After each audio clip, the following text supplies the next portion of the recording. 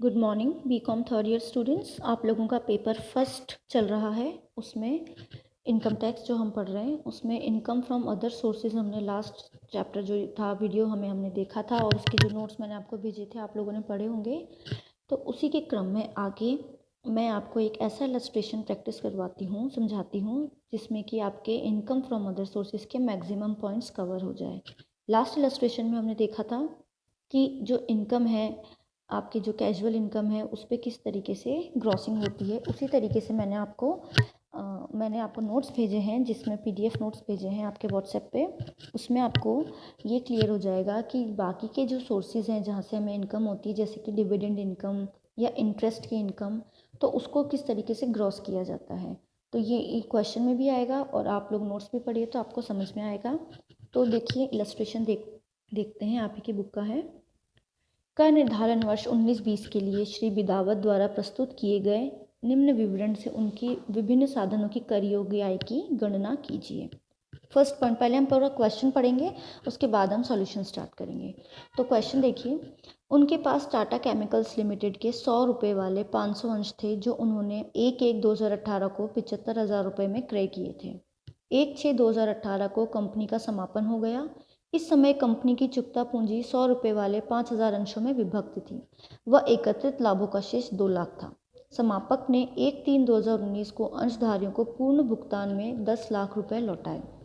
तो ये वो केस है जब कंपनी बंद हो चुकी है और ये जो असेसी हैं मिस्टर बिदावत, इनके पास उस कंपनी के शेयर हैं। तो आप ये देखिए कि कंपनी के पास 500 शेयर थे, 500 शेयर इस मिस्टर बिदावत के पास थे और कंपनी के पास 5,000 अंश थे कैपिटल उसमें। तो अगर हम देखें तो हमारे जो मिस्टर बिदावत हैं उनका कितना शेयर था, तो हम निकाल पाएंगे कि 1/10, यानी कंपनी के पास जो टोटल शेयर्स हैं उसका 1/10 मिस्टर बिदावत के पास था, जो कि हैं 500 अंश। अब क्योंकि कंपनी बंद हो चुकी है और एकत्रित लाभों का शेष यहाँ पे 2 लाख रुपए बताया है, तो आप लोगों को पता होगा कंपनी के पास जो बचे हुए एक्यूमुलेटेड प्रॉफिट्स हैं जो कि 2 लाख है, उसी में से कंपनी अपने शेयर होल्डर्स को क्या करेगी, डिस्ट्रीब्यूट कर देगी जो भी अमाउंट है। और यहाँ पे एक बात और है कि पूर्ण भुगतान में 10 लाख रुपए अंशधारियों को उन्होंने लौटाए हैं। ठीक है, नेक्स्ट पॉइंट देखिए, गत वर्ष में बिदावत के पास निम्न प्रतिभूतियाँ थीं: 4,50,000 के 10% कर मुक्त जलवा टेक्सटाइल के ऋण पत्र, डिवेंचर्स, टैक्स फ्री डिवेंचर्स। अब 4.5 लाख के डिवेंचर्स में इन पे डिविडेंड मिलने, इंटरेस्ट मिलने वाला है 10%, क्योंकि ऋण पत्र है तो इंटरेस्ट मिलेगा। तो 4.5 लाख का 10%। उसी तरीके से 3,60,000 का, तो आपको 4.5 लाख का 10% यहाँ पे डिविडेंड मिलेगा। फिर है सेकंड पॉइंट, 3,60,000 के 10% कर मुक्त Shri Ram sugar mills company के ऋण पत्र जो जयपुर स्टॉक एक्सचेंज में सूचीबद्ध हैं। यहाँ पे भी सेम है, तो 3,60,000 का यहाँ पे भी ऋण पत्र है तो उसका 10% यानी 36,000 रुपये यहाँ पे आपको इंटरेस्ट मिलेगा। थर्ड पॉइंट है 22,000 के 7% पूंजी निवेश बॉन्ड्स। अब कैपिटल इन्वेस्टमेंट बॉन्ड ये हमारे टैक्स फ्री होते हैं, तो इन पे हमें, इस पे जो आपको लाभ अर्जित होगा, जो इनकम होगी उस पर आपको टैक्स नहीं देना है। नेक्स्ट है 3,60,000 के 10% कर मुक्त कलकत्ता पोर्ट ट्रस्ट बॉन्ड्स, इस पे भी 3,60,000 का 10% आ जाएगा। नेक्स्ट है 50,000 अंकित मूल्य के महाराष्ट्र कृष्णा जल वितरण निगम के गहन बट्टे योग्य बॉन्ड्स जो 1/12/1998 को क्रय किए थे, उनका विमोचन 25 वर्षों बाद 2.5 लाख पर होना है। अब ये बॉन्ड जब पूरे रिडीम होंगे 25 साल बाद, यानी ये 98 में खरीदे गए हैं, तो अभी 2020 चल रहा है, तो अभी हमारे जो बॉन्ड्स हैं वो मैच्योर नहीं हुए हैं, यानी 25 सालों के बाद ही मैच्योर होंगे। तो 2020 तक 25 साल पूरे नहीं होते हैं, तो ये बॉन्ड्स जब कंप्लीट हो जाएंगे, मैच्योर हो जाएंगे 25, तब ही इस पे जो इंटरेस्ट इकट्ठा होगा उसी पे तभी यहाँ पे कर दे होगा। अभी यहाँ हमको इसको कंसिडर नहीं करना है। इसके नीचे देखिए पॉइंट के, उक्त प्रत्येक परिस्थिति में ब्याज 31 दिसंबर को प्रत्येक वर्ष देय होता है। उसने उक्त ब्याज संग्रह पर 2% कमीशन अपने बैंक को चुकाया। तो ये जो भी इनकम्स हैं इस पे 2% आपको जो कमीशन है वो इनकम इंटरेस्ट में से, जो आपकी इनकम हुई है इंटरेस्ट वो उसमें से लेस कर देना है। थर्ड पॉइंट देखिए, उनको एक फर्म मैसर सोहन लाल से 1,80,000 ब्याज के प्राप्त हुए जिसमें वह साझेदार नहीं है। अब देखिए अभी तक जो इंटरेस्ट आए सब अलग अलग आए हैं। फर्स्ट पॉइंट जो हमने पढ़ा उसमें शेयर था, तो शेयर से जो आपको इनकम हो रही है यहाँ पे, तो वो क्या, क्योंकि वो बंद हो गई कंपनी, उसके पास वापस आ गए, उसके अंश के बदले उसको पैसे मिल गए, उसके अंश जो हैं वो कैंसिल हो गए। वैसे तो अंशों से जो डिविडेंड रिसीव होता है वो इनकम फ्रॉम अदर सोर्सेज का ही पार्ट होता है, लेकिन यहाँ पे कंडीशन ये है कि कंपनी ही बंद हो गई है, इसका मतलब वो जो शेयर्स हैं एक तरीके से वो उसके पास अब नहीं रहे, वो ख़त्म हो गए, तो यहाँ पे वो कैपिटल गेन वाली पॉइंट में आएगा। तो हम एक एक पॉइंट पढ़ेंगे और एक एक अलग अलग हेडिंग्स डालेंगे, क्योंकि यहाँ पे जो इनकम है वो इंटरेस्ट से भी हो रही है, वो डिविडेंड से भी हो रही है, वो कैपिटल गेन से भी हो रही है। तो मैं अभी आपको सॉल्यूशन में बताती हूँ, फॉर्मेट बना के आपको उसको अलग अलग पार्ट्स में डिवाइड करना है। फोर्थ पॉइंट देखिए, उन्होंने state bank of Bikaner and Jaipur में 6 माह के लिए स्थायी खाते में धनराशि जमा कराई। फिक्स डिपॉजिट में SBBJ बैंक में 6 मंथ का उन्होंने FD करवाई, 4,50,000 रुपये उस पर ब्याज के प्राप्त हुए, इसको आप ले लेंगे। फिफ्थ पॉइंट देखिए, अहिल्या लिमिटेड से 13,500 ब्याज के प्राप्त हुए। ये सारी जो इनकम है आपकी इंटरेस्ट की इनकम चल रही है, तो आप जो कॉलम हेडिंग डालेंगे इनकम फ्रॉम इंटरेस्ट, तो उसमें इस पॉइंट को आप ऐड कर देंगे। इस कंपनी में जनता का सार्वजनिक हित है एवं कंपनी खाते में जमा होने वाले चेक से भुगतान करती है। नेक्स्ट पॉइंट देखिए, गत वर्ष में भूमि बंधक सहकारी बैंक में जमा 20,000 रुपये ब्याज के प्राप्त किए। सहकारी समिति जिसका वह सदस्य है 15,000 ब्याज, डाकघर आवर्ती जमा 1970 के अंतर्गत ब्याज 60,000 व डाकघर बचत खाते से ब्याज के 3,000 प्राप्त किए। अब बाकी के वो जो अमाउंट हैं 20,000, 60,000, 15,000 ये सब तो आपके टैक्सेबल हो जाएंगे, लेकिन जो डाकघर बचत खाते से ब्याज है, post office savings, interest from post office saving जो कि है 3,000, वो टैक्स फ्री रहेगा, क्योंकि 4,500 तक का ब्याज जो पोस्ट ऑफिस सेविंग्स है उस पर टैक्स फ्री है। नेक्स्ट पॉइंट देखिए, Dushyant chemicals limited listed company है, 6,70,900 का लाभांश प्राप्त किया, अमाउंट आप ले लेंगे। चंदन लिमिटेड जो कि सूचीयत है यानी कि लिस्टेड कंपनी, तो लिस्टेड कंपनी के जो लाभांश आपको प्राप्त हो रहा है इसको आपको ग्रॉस करने की ज़रूरत नहीं होती है, ये आपको ऑलरेडी ग्रॉस अमाउंट यहाँ पे बताते हैं, 5,29,100। नेक्स्ट पॉइंट, एक विदेशी कंपनी से 90,000 लाभांश के प्राप्त हुए। Dividend from foreign company is not taxable in India, it is taxable outside India. जहाँ भी इसका उद्गम स्थान है, स्थल जहाँ भी इसका एक्रू हुआ है ये, वहाँ पे ही इसका टैक्स लगेगा। लास्ट पॉइंट देखिए, 10th पॉइंट, उनके पास सपन लिमिटेड के 100 रुपये वाले 200 अंश थे। कंपनी ने 30/6/2018 को प्रत्येक 4 अंशों पर एक बोनस अंश दिया। इस दिन इन अंशों का बाजार मूल्य 550 रुपये प्रति अंश था। तो यहाँ पे भी देखिए बोनस अंशों का केस है, तो बोनस अंश जो होते हैं वो आपकी इनकम नहीं माने जाते। आप अंशों पे जो लाभांश कमाते हैं, जो डिविडेंड अर्न करते हैं, वो आपके यहाँ पे इनकम फ्रॉम अदर सोर्सेज का पार्ट बनता है। बोनस अंश आपका इनकम फ्रॉम अदर सोर्सेज का पार्ट नहीं बनेगा। तो हमने क्वेश्चन देख लिया, अब आइए इसका सोल्यूशन देखते हैं। देखिए इस तरीके से आपको फॉर्मेट बनाना है, यहाँ पे ऊपर पूरी हेडिंग लिखनी है, computation of gross total income of mister Bidawat for the assessment year आप 2021 लिखेंगे। ठीक है, अब हमने जो पहला ही पॉइंट पढ़ा वो कैपिटल गेन का था, वैसे तो वो इनकम फ्रॉम अदर सोर्सेज का होता, लेकिन यहाँ पे कंपनी बंद हो गई है तो इस केस में वो कैपिटल गेन का पॉइंट बनेगा। तो जो फर्स्ट आप हेडिंग लिखेंगे वो लिखेंगे इनकम फ्रॉम कैपिटल गेन। अब देखिए कितनी इनकम हुई है, सेल कंसिडरेशन ऑन लिक्विडेशन। अब कैपिटल गेन चैप्टर हम कंप्लीट कर चुके हैं, अगर आप लोगों ने पढ़ा होगा तो आपको यहाँ समझ में आ जाएगा कि ये अमाउंट हम किस तरीके से लेके आए हैं। लेस कर देंगे cost of acquisition. Cost of acquisition यानी जितने में हमने वो अंश खरीदे, वो अंश परचेज किए थे मिस्टर बिदावत ने 75,000 रुपये में, आपके क्वेश्चन में ये मेंशन है, तो 75,000 यहाँ पे लेस कर दिए। उसमें से उसको कितने मिले, ये आपके वर्किंग नोट में मैं आपको भी बताऊंगी, मेंशन है, आपको भी हर एक पॉइंट का अलग अलग वर्किंग नोट दे के आना है। वर्किंग नोट्स में आपको जब मैं अभी समझाऊंगी तब मैं क्लियर कर दूंगी ये 80,000 कैसे आए हैं। देखिए कंपनी के पास जो टोटल अंश थे 5,000 कैपिटल थी उसकी, उसमें से 500 मिस्टर बिदावत के थे, तो मैंने आपको पहले बताया लगभग 1/10 ये पार्ट हो गया उनके टोटल का। तो अब जो कंपनी लिक्विडेट हुई है वो 10 लाख रुपीज़ अपने ऋण पत्रधारियों में डिस्ट्रीब्यूट करेगी अकॉर्डिंग टू क्वेश्चन। तो इस 10 लाख रुपए में से 1/10 भाग यानी 1 लाख रुपीज़ मिस्टर बिदावत को मिलेंगे। अब मिस्टर बिदावत को मिलेंगे, लेकिन इसमें एक बात लिखा है कि इसमें केवल 80% ही उन्होंने भुगतान किया है, 80% जो है 80% अंशों के बदले प्राप्त राशि दी है, और जो बचा हुआ है उसको यहाँ पर लाभांश माना। तो 1 लाख का 80% आपके क्वेश्चन में ये गिवन है, तो 1 लाख का 80% यानी 80,000 रुपये यहाँ पे, यानी हमें शेयर्स बेचने के बदले या ख़त्म हो गए वापस कंपनी ने ले लिया, उसके बदले कंपनी ने हमें 80,000 रुपये दिए हैं। तो ऐसे यहाँ पर अमाउंट आया 80,000 रुपये। इसमें से 75,000 लेस करेंगे तो हमें in short term capital gain हुआ है 5,000 का। शॉर्ट टर्म क्यों? क्योंकि शेयर जो है वो 1 साल से कम रहा है आपके पास, कंपनी लिक्विडेट हो गई। सेकंड पॉइंट जो हमने पढ़ा था, अब एक एक करके हम वो पॉइंट देखते जाते हैं। देखिए फर्स्ट पॉइंट, सेकंड पॉइंट का फर्स्ट पॉइंट देखिए, 4.5 लाख रुपए के 10% कर मुक्त। तो क्योंकि ये इनकम फ्रॉम इंटरेस्ट है तो इसको हमें ग्रॉस करना पड़ेगा। आप एक बार अमाउंट देख लीजिए इनके 3-4 पॉइंट्स के, क्योंकि फिर पेज वहाँ पे से उसको फ्लैप करना पड़ेगा। 4.5 लाख, 3,60,000 दोनों में 10% है। जो तीसरा पॉइंट है वो है 22 लाख का 7%। इस पर आपको टैक्स नहीं पे करना है तो इसको आपको इंक्लूड नहीं करना। दूसरा है यहाँ पे पोर्ट ट्रस्ट का, इसका भी 3,60,000 रुपये अमाउंट है और इस पर भी 10% है। तो ये 3 अमाउंट देखिए आप अब सोल्यूशन में देखिए। यहाँ पे फर्स्ट लेंगे हम जलवा लिमिटेड का 4.5 लाख रुपए का। तो 10% के अकॉर्डिंग यहाँ पे आप पहले इसको ग्रॉस करना पड़ेगा, क्योंकि जो इनकम हुई है वो 10% से हुई, तो 45,000 हो गया।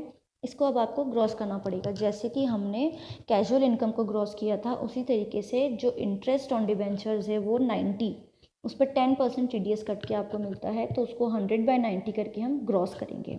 इसको ग्रॉसिंग अप करना बोलते हैं। तो जब 45,000 इंटू 100/90 यानी 45,000 जो है इंटरेस्ट वो 10% TDS कट के आपको मिला है, तो वो अपने आप में 90% है। आपको उसको 100% बनाना है तो इंटू 100/90 करेंगे, तो यहाँ पे अमाउंट आ जाएगा आपका 50,000। सेकेंड जो था आपका श्रीराम शुगर मिल के थे 3,60,000 के डिबेंचर से, उस पर 10% जो इनकम आपकी इंटरेस्ट इनकम होगी 36,000 होगी। इसको भी आप ग्रॉस करेंगे 100/90 करके, जो कि 40,000 हो जाएगी। कैपिटल इन्वेस्टमेंट अमाउंट आने ही नहीं थे, हमने नहीं इंक्लूड किए। उसके बाद नेक्स्ट है पोर्ट ट्रस्ट के, कैलकाटा पोर्ट ट्रस्ट के 3,60,000 के 10%, सेम इसी प्रोसेस से हम उसको टोटल करेंगे, ग्रॉस करेंगे तो अमाउंट आ जाएगा 40,000। तो इंटरेस्ट फ्रॉम सिक्योरिटीज़ हम ये बोल सकते हैं, इंटरेस्ट ऑन सिक्योरिटीज़ और इंटरेस्ट ऑन डिबेंचर्स जो है वो हमारा टोटल हुआ है 1,30,000 का। लेकिन आपको एक चीज़ पॉइंट और बोला था यहाँ पे कि 2% कलेक्शन चार्जेस आपको लेस करना है। तो अब आप देख लीजिए कलेक्शन चार्जेस यानी जो इंटरेस्ट हुआ उसका, फर्स्ट पॉइंट में इंटरेस्ट कितना हुआ 45, सेकंड पॉइंट में 36,000 एंड थर्ड पॉइंट में 36,000। उसका इन तीनों का टोटल करके हम 2% निकालेंगे तो आएगा 2,340। तो 1,30,000 की जो इनकम है उसमें से 2,340 कलेक्शन चार्जेस हम लेस कर देंगे तो फाइनल अमाउंट हमारा आउटर कॉलम पे आ जाएगा 1,27,660। फॉर्मेट आप लोगों को बनाना आता है, ये देखिए ये रहा फाइनल अमाउंट और इस तरीके से हमने यहाँ पे टोटल किया है इन सब का। ठीक है, तो ये आपका फाइनल अमाउंट है। इस तरीके से 2 कॉलम बनाने हैं आपको, एक तो इनर कॉलम जिसमें आप ऐड करके लिखेंगे और बाहर आप फाइनल करके लिखेंगे। ठीक है, अब नेक्स्ट पॉइंट देखिए, आपको वापस क्वेश्चन पे चलना पड़ेगा। सेकंड पॉइंट आपका यहाँ पे कंप्लीट हो गया। अब आप यहाँ पे थर्ड पॉइंट देखिए, उनको एक फर्म मैसर सोनलाल 1,80,000 ब्याज के प्राप्त हुए जिसमें वह साझेदार नहीं है। तो अगर वो उसमें साझेदार नहीं है तो यहाँ पे उसकी इनकम भी आपको टैक्सेबल जो नहीं करनी है। ठीक है, फोर्थ पॉइंट देखिए यहाँ पे आप, उसने डिपॉजिट किए हैं स्टेट बैंक 6 महीने के स्थायी खाते पे, तो 4.5 लाख रुपए उसने यहाँ पे डिपॉजिट कर दिए। तो ये 4.5 लाख रुपए आप क्या करेंगे,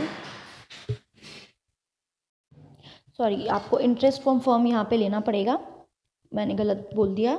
इंटरेस्ट ऑफ फर्म साझेदार नहीं है लेकिन उसको इनकम हुई है, चाहे वो साझेदार हो चाहे ना हो, उसको अगर इनकम हुई है किसी अन्य सोर्स से तो यहाँ पे वो उसकी टैक्सेबल होगी। तो इंटरेस्ट फ्रॉम फर्म जो 1,80,000 है वो आपको यहाँ पे क्रॉस अप करनी है, वही 100/90 करके। और जो SBBG का 2 पॉइंट देख लीजिए आप, फिर मैं आपको सॉल्यूशन की तरफ ले चलती हूँ। ये जो 4,50,000 रुपये है इसको भी आपको क्रॉस करना पड़ेगा 100/90 करके, क्योंकि जो इंटरेस्ट की इनकम है वो 10% TDS कट करके आपको मिलती है। एक नेक्स्ट पॉइंट लास्ट पॉइंट है इस पेज में, वो और देख लीजिए आप, अहिल्या लिमिटेड का 13,500 का। ये भी आपको सार्वजनिक हित नहीं है लेकिन आपको जनता का सार्वजनिक हित है, आपको ब्याज के प्राप्त हुए हैं तो ये आपको 10% TDS काट के प्राप्त हुए होंगे। तो ये सारी है अदर इंटरेस्ट या इंटरेस्ट इनकम फ्रॉम इंटरेस्ट, तो इसको आप अदर उसमें डालेंगे। तीनों का अमाउंट है कि अब आप देखिए यहाँ पे सॉल्यूशन में देखिए,